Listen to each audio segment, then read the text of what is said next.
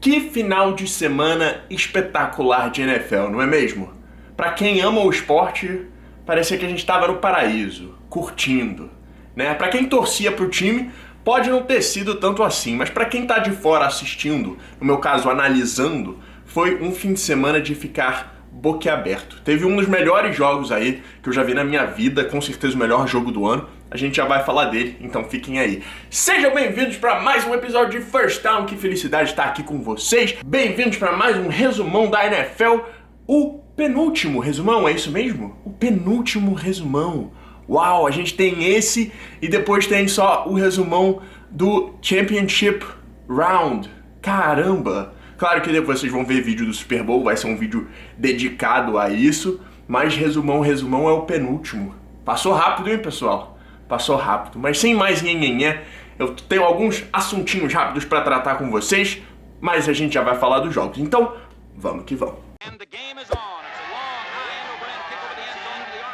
Primeira coisa, você pode ter reparado que ontem, segunda-feira, não teve live.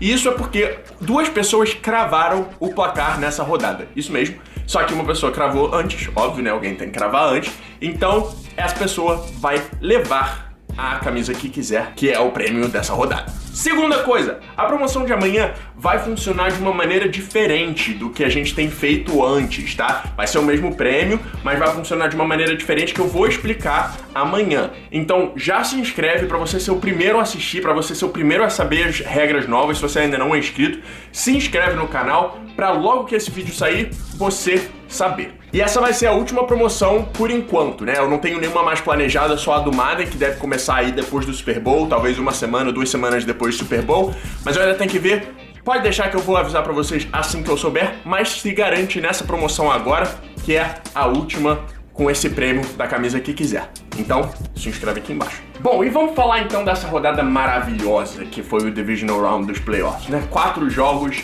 muito bons, 4 jogos de alto nível.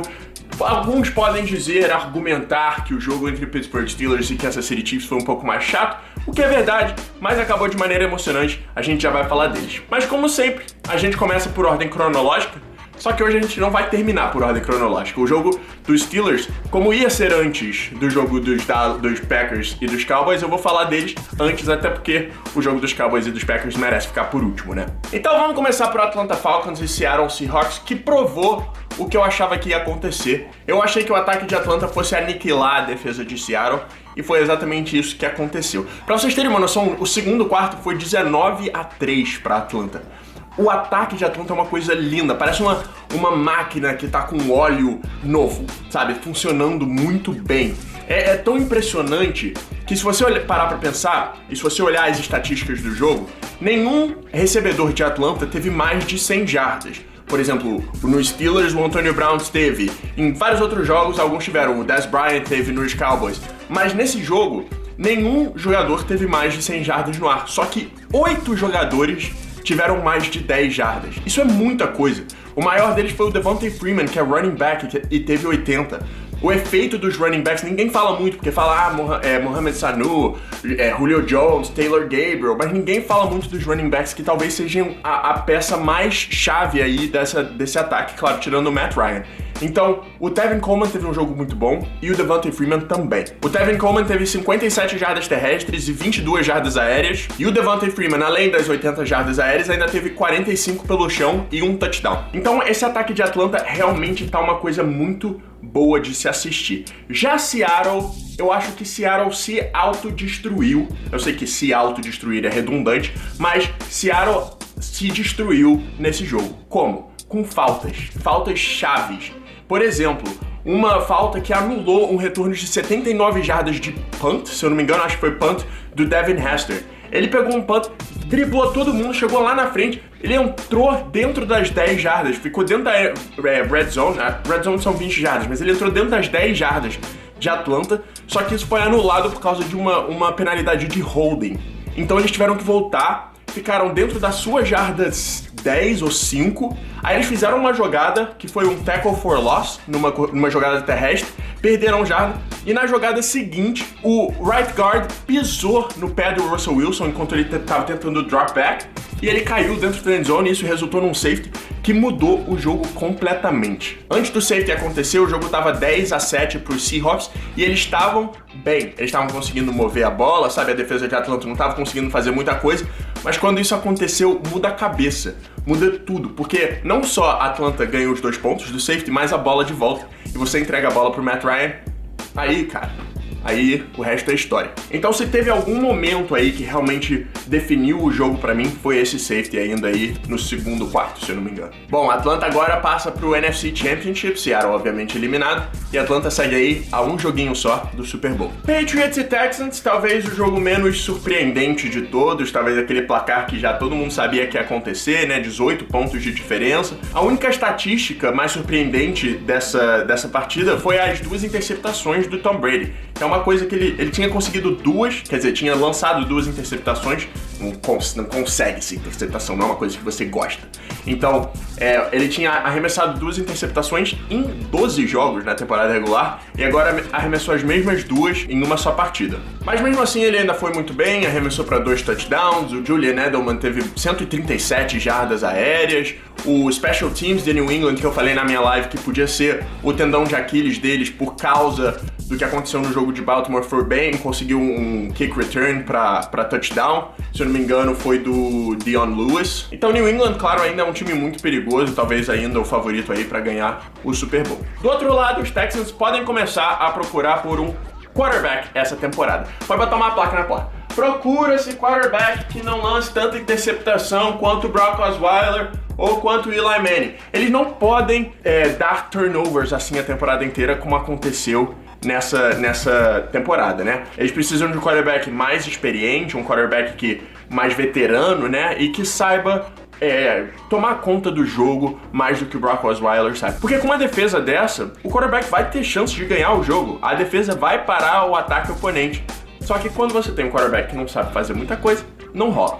O Brock arremessou 3 interceptações nessa partida. Algumas pessoas falam que talvez seja uma boa o Tony Romo ir pro Houston Texans, porque já tá com o time feito, tem bons recebedores no Will Fuller, o DeAndre Hopkins, o Fedorowicz, tem um bom running back, o Lamar Miller, a defesa, como eu falei, tá boa, então falam, o Tony Romo seria perfeito pros Texans. Não sei. O Tony Romo, ele é feito de vidro, né? Ele quebra fácil. Então, eu não sei se ainda dá pra ele ser um quarterback titular. Talvez ser o backup do Dallas seja o melhor lugar pra ele, porque ele consegue durar 3 ou 4 partidas enquanto o quarterback titular tivesse machucado, sabe? Ele consegue ser essa emergência, mas eu não sei se ele consegue durar 16 partidas de mais playoffs. Pittsburgh Steelers e Kansas City Chiefs. O time que ganhou não fez touchdown. O time que perdeu fez 2. Como assim? Pois é, se a sua cabeça explodiu, não se preocupe, a minha também. Parece que a defesa do Kansas City Chiefs falava assim, vamos deixar eles chegarem até a linha 30, 35, e aí a gente para eles, tá? Não vou parar eles antes, não vamos forçar a punt. Vamos só esperar eles chegarem pertinho, mas não dar o touchdown para eles, o que é bom, mas sim dar o field goal. Foram 6 field goals, um recorde de postseason pro... Como é que é o nome do menino? O Chris Boswell. E aí é isso, né? Esse ataque maluco dos Steelers. O Le'Veon Bell com 170 jardas terrestres. O Antonio Brown com 108 jardas aéreas. Uma coisa meio maluca. Eu não entendi como eles não marcaram um touchdown. Realmente foi isso que eu falei. Parece que a defesa do Chiefs fala lá, agora acabou a brincadeira. A gente vai deixar você sorrir até aqui. E aí agora acaba. O que provou ser bastante ruim no final, que eles acabaram... era uma terceira descida muito importante já no fim do jogo, faltando 2 minutos e pouco, e o Antonio Brown conseguiu fazer uma recepção perto lá da end zone dos Steelers, o que acabou fazendo com que os Steelers pudessem ajoelhar e terminar o jogo. Mas vamos falar da parte que importa, o que aconteceu que os Kansas City Chiefs não conseguiram empatar essa partida. Bom, faltava pouco mais de 5 minutos, se eu não me engano, 4 minutos e pouco, quando os Kansas City Chiefs conseguiram chegar perto da endzone e logo depois fazer um touchdown. Eles estavam perdendo de 18-10, ou seja, precisavam de um touchdown e uma two-point conversion e empatavam a partida. Com o touchdown, ficou 18-16 e como eu falei, eles precisavam de um two-point conversion. foram lá e converteram. Caralho, porra, empate! O estádio explodiu, todo mundo comemorando, mas durou mais ou menos 30 segundos. Porque o senhor referee, o senhor árbitro, penalizou o Kansas City Chiefs por holding. O Eric Fisher, o left tackle, número 72, segurou o James Harrison. E olha, segurou mesmo, sabe? Pode reclamar? Pode, porque tem muito holding que não é apitado, digamos assim. Mas esse foi claro, não tem como reclamar que não foi holding, porque foi. Aí com isso eles tiveram que tentar uma two-point conversion da jarda 12 em vez de tentar da jarda 2 e não conseguiram, o jogo praticamente terminou. Quem ficou muito zangadinha com os árbitros foi o Travis Kelce, que falou que o árbitro não serviria nem para trabalhar num Foot Locker. Pra quem não entende essa piada, o pessoal que trabalha no Foot Locker usa a mesma camisa que os árbitros de futebol americano. Então ele falou, esse árbitro nunca mais deveria vestir essa camisa, nem pra trabalhar num Foot Locker. E Travis Kelce tava zangadinha mesmo no meio do jogo, deu um empurrão no Cockrell que não precisava. E isso foi péssimo, penalizou eles em 15 jardas. Sorte dele que nesse mesmo drive eles conseguiram o first down, sabe? Acabou não mudando muito, mas perdeu tempo, perdeu um monte de coisa que não precisava. Bom, os Steelers sem touchdown passam para a AFC Championship para pegar os Patriots agora em Foxborough, que vai ser um jogão. Eu não consigo apostar contra os Patriots, vai contra a minha natureza de assistir futebol americano, mas vocês vão saber o meu palpite mais certo amanhã. Bom, é agora. É agora o jogo que todos esperaram, o jogo que todos estão esperando eu falar aqui. Green Bay Packers e Dallas Cowboys foi uma lição de futebol americano. Foi uma beleza, foi uma poesia em forma de bola e jogadores correndo e se batendo. Primeira coisa que eu quero falar, pra deixar uma coisa muito clara aqui desde o começo. Eu vi muita gente falando no Facebook, Twitter e tal. Viram? O Dak Prescott e o Zeke pipocaram. O quê? Me diz se esses números são de alguém que pipocou.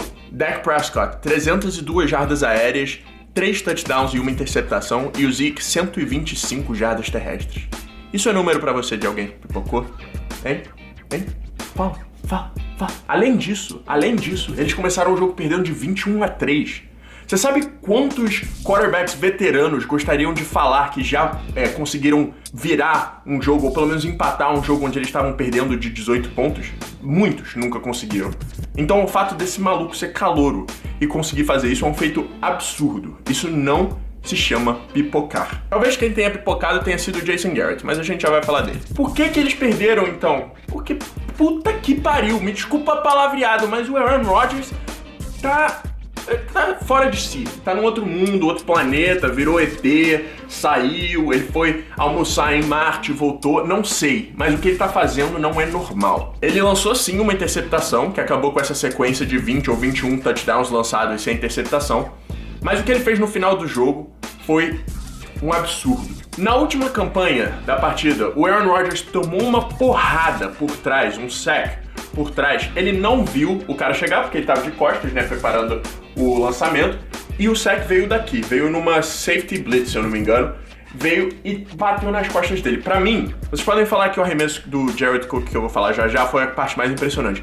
Mas pra mim, o que ele fez de mais impressionante nessa partida foi conseguir segurar essa bola. Ele tomou uma porrada tão grande, sem saber que o cara tava vindo, caiu de cara no chão, mas ele segurou essa bola com muito amor. Porque se ele sofresse um fumble ali, game over, Dallas ganhava. Quer dizer, provavelmente ainda ia ter que chutar o field goal e tal, mas provavelmente ia ganhar. Ele conseguiu segurar essa bola, tomou um sack, perdeu, 10 jardas e ainda teve o tempo e a cabeça pra pedir o timeout, sem deixar o tempo correr, que dali ele podia falar, beleza, eu tomei esse sack, agora é 3ª pra 20, pra que eu vou arriscar um lançamento? É melhor deixar o tempo acabar e ir pro overtime, pra prorrogação. Mas Aaron Rodgers é Aaron Rodgers por um motivo.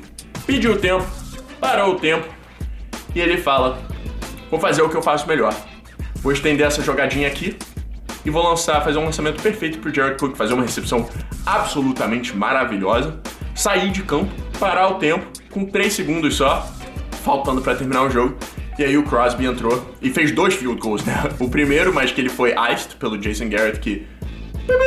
E depois o segundo, que parecia fora. Eu até gritei, caralho, foi fora! Só que aí a bola fez assim, e entrou por muito pouco dentro dos uprights. e os Packers passaram de fase. Aí o mundo caiu. Porra, a temporada de Dallas foi um fracasso.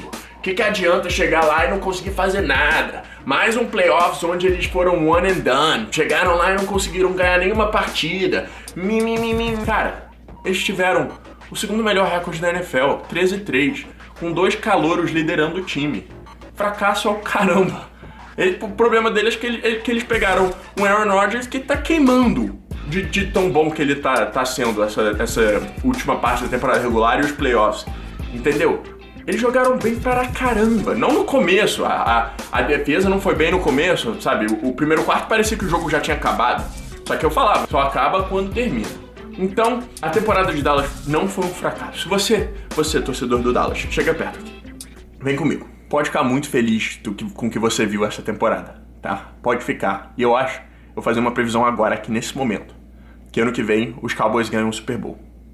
Pode ser maluquice, mas eles têm um time jovem, eles têm um time bom. É só melhorar um pouquinho essa defesa, que ano que vem eu acho que vem título por aí. Quer saber quanto que o Dak não pipocou? O passer rating dele foi maior que o do Aaron Rodgers. Dorme com essa aí, haters. Bom, mas por que eu disse que se alguém pipocou foi o Jason Garrett? Eu não gostei de muito dos play calls nesse jogo. Assim como eu tive um problema com o offensive coordinator de Ohio State no jogo contra Clemson, eu tive um problema com os play calls dessa partida. Muitos segundas para 1, terceiras para 2, sabe? Muitas jogadas de poucas jardas para conseguir o first down. O Jason Garrett, ou quem quer que fosse que estivesse chamando lá as jogadas, mas quem sei passa pelo Jason Garrett, então ele podia vetar se quisesse. Eles arremessaram muito nessas jogadas pequenas. Cara, você tem o Zeke Elliott. Isso é um privilégio. Eu não tô falando isso com clubismo aqui de Ohio State, não. Ele jogou muito essa temporada, não preciso falar pra vocês. Ele ganhou o maior número de jardas terrestres na temporada. Entrega a bola pra ele e deixa ele ganhar 2. Você acha que um cara que ganhou 5 jardas de média esse jogo não consegue ganhar 2? Entende? Pega o first down, se acalma, pensa na próxima jogada com calma. Não vai tentar uma jogada grande em terceira para 2, porque se você não consegue, você tem que chutar a bola de volta pra quem? Aaron Rodgers. Então consegue o first down, controla o relógio, sabe? Aquilo que eu falei que seria a maior vantagem dos Cowboys, que seria essa possibilidade de controlar o relógio, eles tiveram a oportunidade e não fizeram. Então, preste atenção no time que você tem. É um time jovem, sim, mas é um time muito talentoso. Dá a bola pro Zeke, deixa ele ganhar.